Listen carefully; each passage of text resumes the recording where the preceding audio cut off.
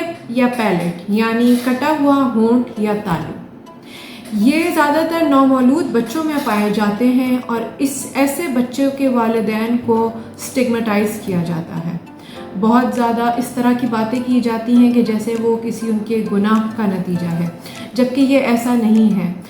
Cleft lip یا pellet کسی بھی نیوٹریشنل وجہ یعنی زچگی کے دوران اگر کوئی نیوٹریشنل ڈیفیشنسی ہے تو اس وجہ سے ہو سکتا ہے۔ اس کے علاوہ اس کے بہت سارے انوائرمنٹل فیکٹرز بھی ہوتے ہیں۔ ہمارے پاس والدین بہت مجبور اور بہت زیادہ مایوس ہو کے آتے ہیں جب ان کے بچے کو کلفٹ پیلٹ یا لپ ہوتا ہے، انہوں نے اپنے بچے کو چہروں کو ڈھانپا ہوا ہوتا ہے۔ کلفٹ لپ یا پیلٹ کبھی علیحدہ بھی موجود ہوتے ہیں اور اکثر ساتھ بھی موجود ہوتے ہیں۔ اس کی اور بہت سی اقسام ہیں جس میں کبھی تو یونیلیٹرل کلفٹ لپ ہوتا ہے، کبھی بائیلیٹرل کلفٹ لپ ہوتا ہے۔ اس حوالے سے اس کا علاج جاننے کے لیے کہ اس صورت میں کیا کرنا چاہیے اور کس عمر میں سرجری ممکن ہے اور اس کی کازز کیا ہیں اور اس کو کس طریقے سے ٹریٹ کرنا چاہیے، اس حوالے سے ہم نے پروفیسر ڈاکٹر ندیم اختر سے رجوع فرمایا کہ پلیز ہماری رہنمائی کریں کہ کلفٹ لپ اور پیلٹ پہ وہ اپنی تھوڑی سی روشنی ڈالیں۔ تھینک یو ڈاکٹر الائنا، آج آپ نے مجھ سے بڑا انٹرسٹنگ کوشچن کیا regarding cleft lip. Cleft lip ایک کنجینیٹل یا پیدائشی مرض ہے جس سے بچہ پیدا ہوتا ہے تو اس کا ہونٹ کٹا ہوا ہوتا ہے۔ اس کی کئی اقسام ہیں،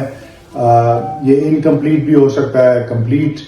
کلفٹ لپ بھی ہو سکتا ہے، اور کئی دفعہ دیکھا گیا ہے کہ کلفٹ لپ کے ساتھ ساتھ کلفٹ پیلٹ یعنی تالو کا جو کٹا ہونا ہے وہ بھی اس کے ساتھ منسلک ہوتا ہے۔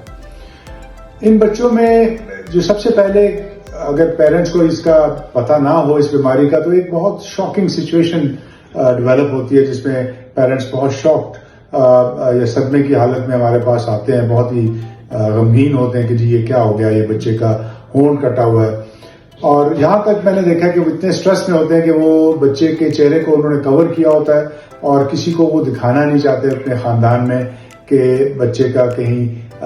اس کو یہ نہ سمجھیں کہ یہ کوئی ماں کی غلطی کی وجہ سے ہوا ہے یا کوئی اس میں ایسی بیماری ہے جو ناقابل علاج ہے۔ So they are in a very stressful condition. So سب سے پہلے تو ان کی کاؤنسلنگ کی جاتی ہے کہ یہ ایک کمپلیٹلی جو ہے کیوریبل یا قابل علاج مرض ہے، اور اگر اس کا بر وقت اور صحیح طریقے سے علاج کیا جائے تو یہ اس کے ریزلٹس جو ہے وہ 100% ہے، اور بچے کی جو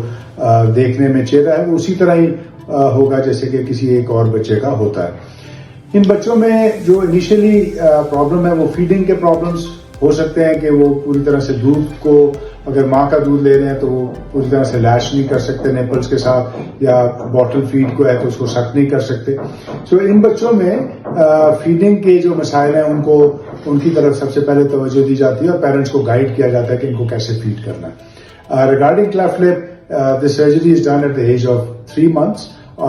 usually، اور یہ اس کو لیٹ زیادہ نہیں کرنا چاہیے، نہیں تو پھر اس میں جو اسکارنگ یا اس کا نشان پڑنے کی جو تناسب ہے وہ زیادہ ہو جاتا ہے۔ سو 3 months جو ہے ایک بہت